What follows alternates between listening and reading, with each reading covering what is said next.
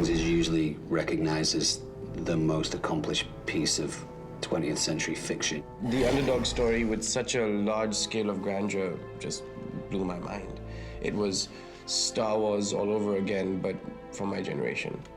When Tolkien published The Hobbit in 1937 with Allen and Unwin, it was kind of surprisingly to everybody a huge success. So naturally they wanted a sequel. And he ended up spending 14 years and writing this 1,000-page thing, which was not exactly the sequel that anyone envisioned. The first time it was published, it did okay, but it wasn't the phenomenon. And then obviously the kids of the 60s, who I think were smoking a little pipe weed, got into it. And that created this real, phenomenon to a certain extent. If The Lord of the Rings was never written, we certainly wouldn't have the fantasy genre as we have it now. People running across the street in Atlanta, Georgia at Dragon Con in their costumes. You definitely would not have had that if there wasn't The Lord of the Rings. D&D, a lot of things wouldn't exist.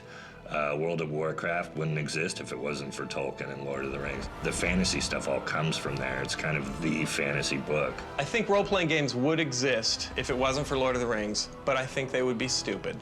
Like Rapunzel, the game, or something like that. Someone, knowing that I was a huge fan of Tolkien, said to me, oh, did you know that there's like 4 Led Zeppelin songs where they mention the Lord of the Rings? And I was like, really?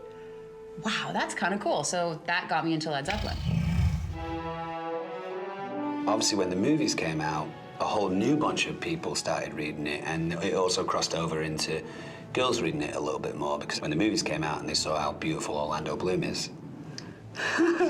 The audience was an amalgamation of every culture, every stereotype of, like, the jock liked it, the nerd liked it, the hot girl liked it. It's just this special place that Tolkien created that we all communed with for a certain period of time.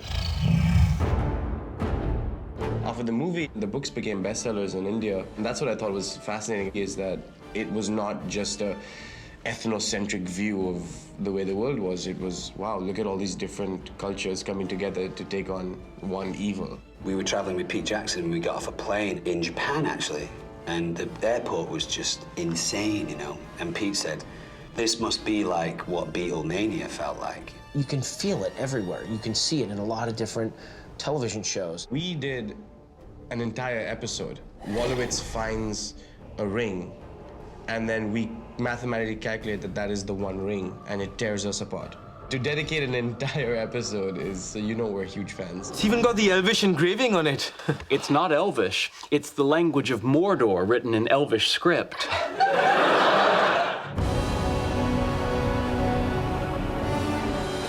Video games are a really potent way for fans of the story or of the book to just live in it. War of the North comes from an actual passage in Tolkien. Makes it,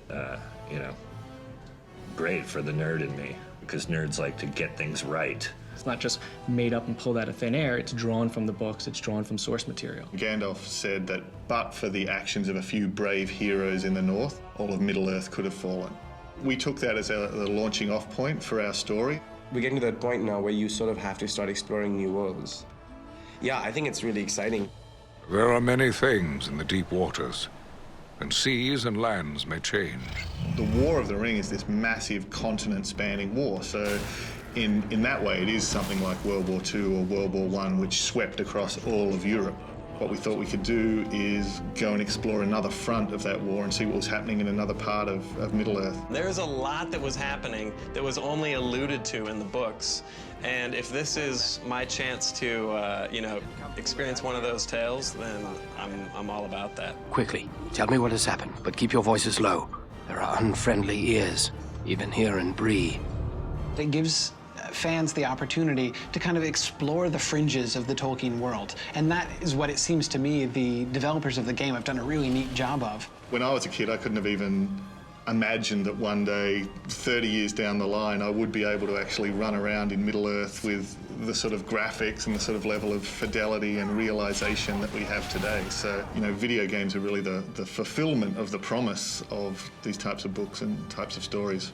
If Gandalf was any kind of real wizard, he would have taken care of the war in the North on his own, but he didn't, so now you have to have a video game.